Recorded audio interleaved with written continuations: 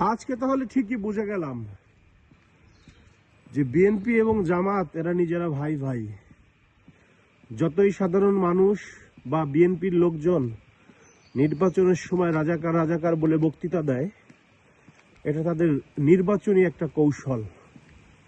এরা আসলেই খালাতো ভাই মামাতো ভাই, আর ছাড়া কিছু, এছাড়া আর কিছুই না।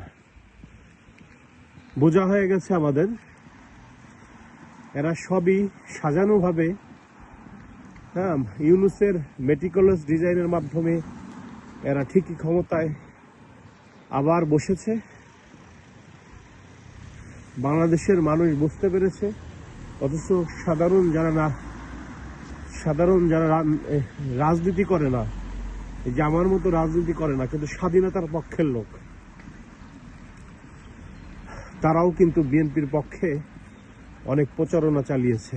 কারণ রাজাকাররা ক্ষমতায় আসতে পারে, এই জন্য অন্তত রাজাকাররা যেন ক্ষমতায় না আসতে পারে, এই জন্য অনেক প্রচারণা চালিয়েছিল। যাই হোক, আজকে বিএনপির আসল চেহারা উন্মুক্ত হয়ে গেল, আমরাও দেখলাম। সবাই ভালো থাকবেন, আল্লাহ হাফেজ।